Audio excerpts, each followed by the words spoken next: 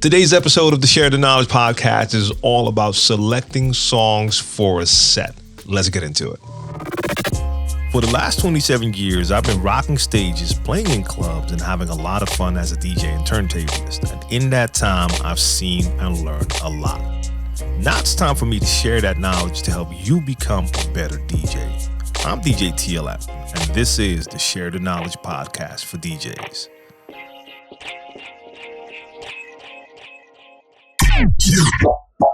One, two, what's going on? It's your boy DJ TLM, the last Mohican. Welcome to the Share the Knowledge podcast for DJs. Welcome to, let's call it a new season because we're working with a new format. But before we get into that, if you want to check out all of my DJ content, make sure you follow me on all social platforms. Of course, the DJ TLM TV channel on YouTube. All the other social media platforms, the handle is DJ TLM. So that's Mixcloud, SoundCloud, IG, Twitch, Twitter, LinkedIn, Facebook, you name it. I'm there, and that's the handle. So why do I call it a new format? Up until this point, the Share the Knowledge podcast for DJs has been a Q&A show, and I would select a bunch of questions to answer during the podcast. Now, I have a lot of fun doing those episodes, but I'm actually already doing that in the Share the Knowledge live format, my live streaming format. And I have to be honest, it's more fun to answer Q&A, to do Q&A in a live setting because you actually get to talk to the people asking the question at that very moment. So I enjoy that. So the Q&A format is still here, but I'm going to keep that live. I want to use the podcast to share information, and I think it's actually going to be more valuable for me to spend an entire episode to discuss a single topic, which will also make it easier for you to find certain information when you scroll through my podcast episodes. So for today's episode, the entire episode is going to be about selecting songs for a set. It allows me to go a little bit more in depth. It doesn't give me the feeling that I'm spending too much time on one question. I get questions about this a lot. So I take in that information like, hey, a lot of people want to know this, and that will give me an idea for a full episode.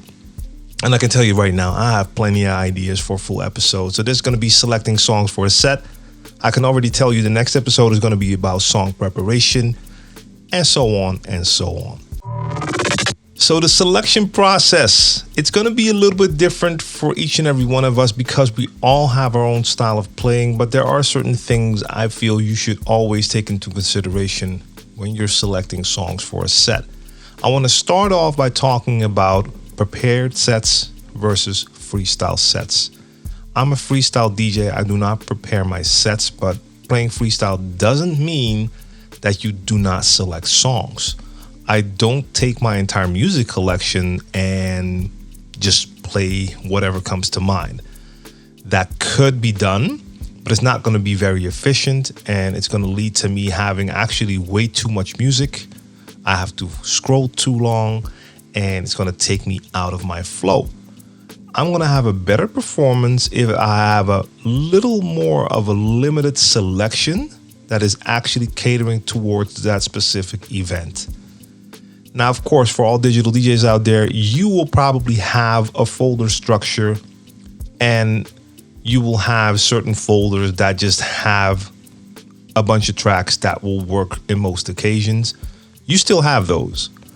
In this case, I'm talking about making a special playlist, a special folder for a certain event, but I always keep it in the back of my mind that I have my other folders to fall back on.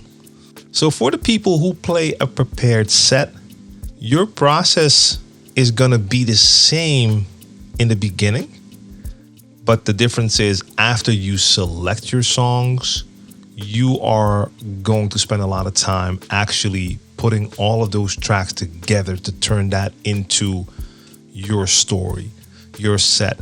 And you're going to prepare all of your transitions. You're going to check out the different tempos, see which tracks work best together at the moment. Maybe you already have a theme in mind, but there's going to be a lot of work done after you select your tracks. But the selection process is not going to be that different. So the first thing you need to do before you can start selecting your songs is do the research. what kind of gig are you actually doing? What's the location? What's the function? So is it a club set? Are you playing at a bar? Is it a festival? Is it something like a conference? Or is it a private event? Maybe something like a wedding? Are you doing a radio gig, or is it for a live stream? So for me recently, live streams have been my gigs. I did a set yesterday and I made a selection for that live stream. So knowing what type of event you're doing is important because that will have an influence on your selection. Doesn't always have to be very different, but you're going to envision different things if you're playing on a large stage at a festival compared to being probably more of background music at a conference.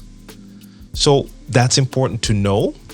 The second thing that you need to know is what kind of people, what's the crowd going to be like, what kind of people are attending, and what is the theme of the event.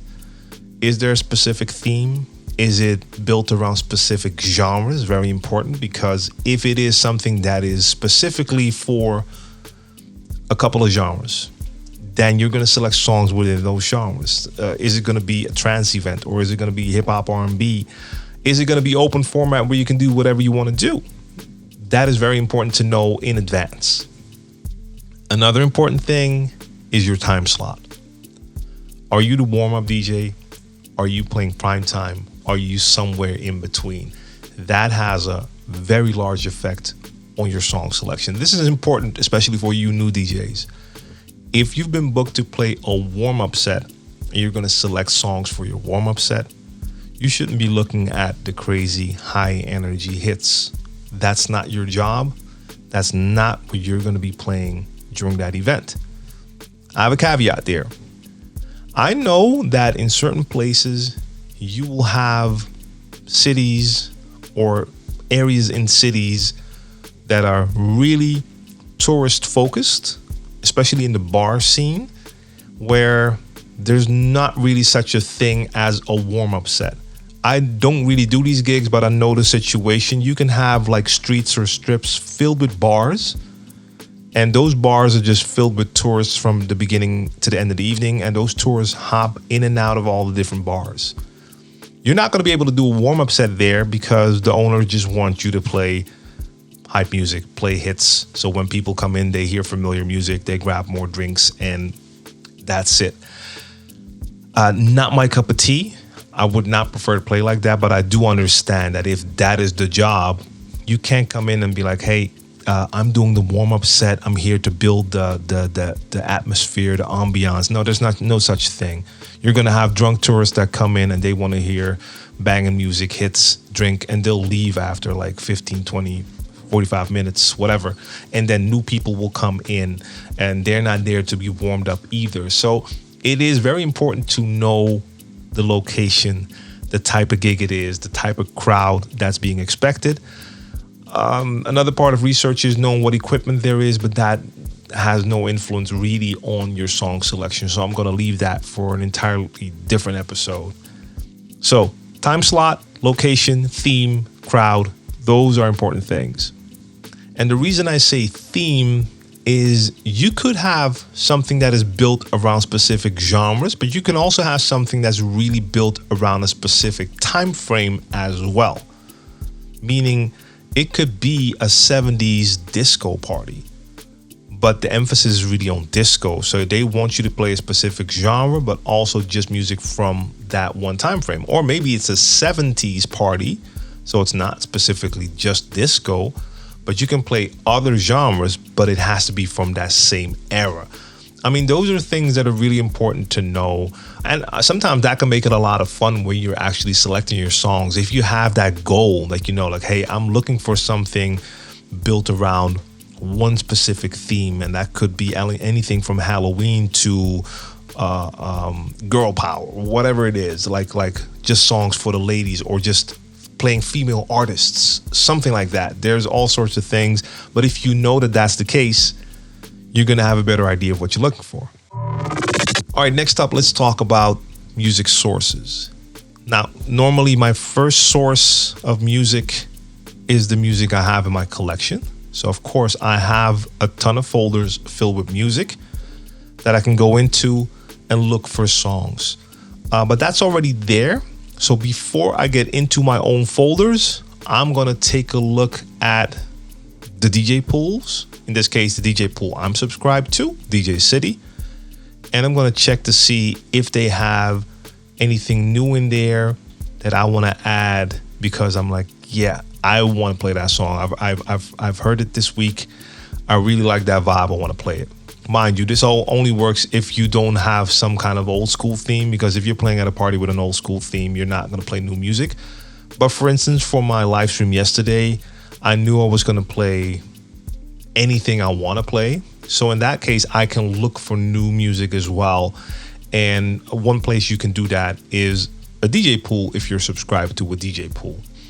Now, the other place I will most definitely look, because that is my main source of music right now, is BeatSource. So that is the place where I actually make a lot of the playlists that I use during my set. I call it a playlist because that's what they call it, but it's not a set list of tracks. It's just a folder of tracks that will show up in my record box or my Serato, whatever DJ software I'm using. And that's filled with songs that I found just looking on BeatSource, looking for some different music. And I have a goal in mind when I go to BeatSource. In this case, I knew I wanted to play some new tracks, new hip hop R&B. So I went through some of the new folders, like they have like a top 20 of new songs. Then they have the most played songs of the last month, but also like newer tracks. And I can just check the new releases. And I knew I wanted to play R&B. So I went into some of their specific R&B folders, R&B playlists that they have, and just grab tracks from there. And you could just look by search by genre as well. But I mostly do that on DJ pools for new music, on BeatSource for old and new music.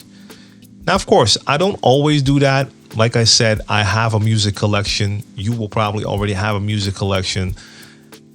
If you know you're playing something specific, a specific type of theme, and you know you have music that fits that genre or that theme well, of course, you can just go to your folders, go through those songs, and grab whatever you need. I'm just saying there's a ton of different options when it comes to finding your music. So I have those different sources, and next to looking at just the sources, I always want to make sure I have a bunch of short shots. Now, in this case, I will most likely just fall back on folders that I already have. I do gigs that basically all fall within the same realm of music. So it's going to be a hip hop gig. It's going to be a hip hop R&B gig. It might be hip hop R&B, a little dance hall. It might be hip hop R&B, New Jack Swing. It might be a throwback with all of those genres, but it all fits within that same realm of music. And I have folders on my computer with like the biggest bangers from those genres. So of course, I just have those. I don't need to put those in my special song selection. So for that special song selection, I look for songs that I want to play and maybe I haven't played in a while, or songs that I might not have in one of those folders. One important thing I want to mention is if you're going to play new tracks, make sure you listen to the songs. So it's not just hearing the first 20, 30 seconds. And yes, within that time frame, you can recognize if this is a dope song, if you like it, and most likely if it's going to work for your set. You can hear that in 20, 30 seconds for sure. The thing is, you want to make sure you've actually heard that entire song, because listening to that entire song will also tell you if there may be special parts in there that you want to take care of during your song prep. So maybe you can hear that there's a nice break in the middle of the song. You might want to have a cue point or a loop there, or hey, at the end of the song, there's a beat switch or something happens. If you just heard the first 20, 30 seconds, you won't know that. Maybe you mix out of that track before you get to that great point. Or it surprises you because you weren't prepared. So please, if you're going to use new songs in your set, and I mean, I've been burnt by this as well. I've done this plenty of times. Just heard a song like, ooh, that sounds great. Then you grab it. The first thing I notice that when I'm playing and I'm going through the folder of selected songs, all of the new songs that I have in there that I haven't truly listened to, I hesitate to grab because half of the time I already forgot what the song sounded like. Because if you hear 20, 30 seconds and you hear that it's dope, but you move on, it doesn't stick as well. So I've done that plenty of times, that I go past the track like a bunch of times. And after I'm done with my stream and I hear that song again, I'm like, oh, that was it. Or I'm listening to it just later on and then I'm hearing like, oh, that break in the middle would have been so dope to use, but I didn't know that because I didn't listen. So listen to your songs. Knowing your music is very important. So if you're going to use new music that you don't know yet, make sure you actually listen to it. Now, when it comes to your song selection and folder structure, you have to find a way that works for you.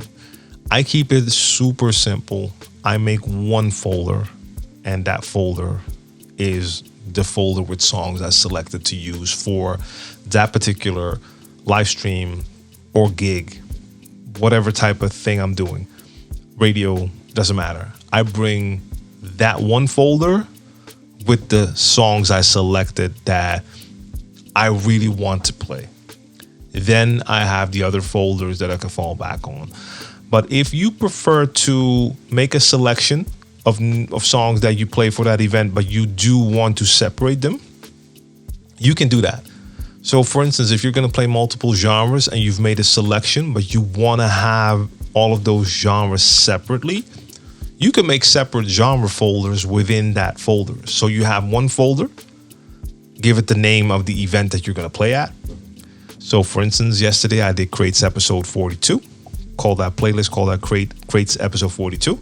Now you can make a folder on your computer with that name, but within that folder, you can then make a hip hop folder, an R&B folder, or whatever genres you're going to play and put your songs in there. If that's what you prefer, to have it separated like that, then of course you can do that. I just keep things very simple and just use one single folder. So like I said, there is such a thing as song preparation, even when you're doing a prepared set. I'm going to get into that in the next episode. But just keep in mind, when I say song preparation, listening to the song is actually part of song prep because you need to know the song. So that works for this episode as well. But then once you listen to it and you hear that it has certain things you might want to use, now I'm talking about your cue points, loops, and in some cases, maybe you even want to make an edit when you hear something. You're like, oh, that's dope, but I want to have it longer. And maybe you use Audition or Audacity and you actually make an edit. Those are things you can do in song prep. For my stream yesterday, I did not get to do that. So I did not have my cue points in for all the new songs I selected. So in this case, I had to set them on the fly. I can do it. But yes, it is much more comfortable when you go to do a gig and you can go into that folder with songs you selected for that gig. So all of those songs make sense at that event, but that when you load them in, cue points and stuff are set as well. So song prep, we're going to get into that in the next episode. So that is basically my process when it comes to selecting songs for a set. I need to know what I'm going to be doing, what my time slot is, so I know what my goal is. And when I'm doing my live streams, I keep things very free. I do basically always start on a warm-up note. So I will start with a mellow type of vibe. Sometimes I stay in that mood for an hour or two. And sometimes I'll just ramp it up and the energy is twice as high within an hour. And now I'm throwing out bangers left and right. It all depends on the mood.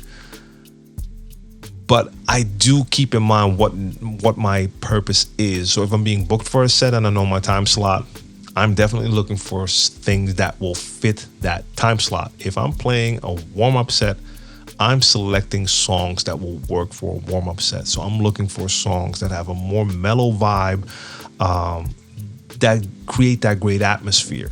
Mind you, I will have the extra folders on deck. So if the energy is up way too early, or they're already fully packed at capacity after an hour, and you can tell like, hey, they're all ready to take it up a notch, I'll have extra music ready that I can go to. But like for my last year and a half, 2 years, live streaming has been what I've been doing. I do have an upcoming gig, first day of ADE. I'm going to make a selection for that as well. This is a little bit different. It's going to be an in-store event. Most likely the people that will show up there will be people that are going to be networking. So it's not like you're rocking a crowd. There's no dance floor there. It's a store that's around the corner from my studio, store called Mr. Mokum. They really represent Amsterdam. They have all things that are Amsterdam related there, from gear to books, you name it. And they have great food. So it should be a different type of event. Now, I'm going to live stream during that event. So I do know that I will have an audience that is larger than just the people at that event. So that gives me something to think about. If it was just in that store and I knew people were just going to be networking, I might consider myself to be more of background music. So I'm not going to go all out with crazy party vibes, because it starts at like 12. So in the afternoon, 12 to 2. So it's not going to be that crazy party mode, but I'm going to start with a strong warm-up vibe. So warm-up songs, but I want those warm-up songs to already give you a nice amount of energy. So instead of being like super mellow, I do want it to have more of a vibe to it. So that's a nice little challenge. Like, okay, how am I gonna approach that? What type of tracks will fit for what I'm thinking of? And sometimes that's important. You really have to have an idea of what you want to do. In this case, I want to have something in mind that I'm going to do. And yes, people will be watching the live stream, but of course, the main focus is the people that you have there. Also, for DJs, keep in mind during ADE, you might have people in attendance that are, you're going to have people in attendance that are actually in the music biz, DJ biz, you name it. So it doesn't hurt to make sure that your set is tight. Now, tight doesn't mean that you have to play with blazing energy, but you have to show, like, I'm gonna try to build a nice atmosphere with the right songs for that vibe. And doing a great warm-up set actually shows a lot more skill than playing a bunch of bangers. So I'm looking forward to that. I'm going to use BeatSource for sure to look for songs, because my own crates currently aren't just not that great.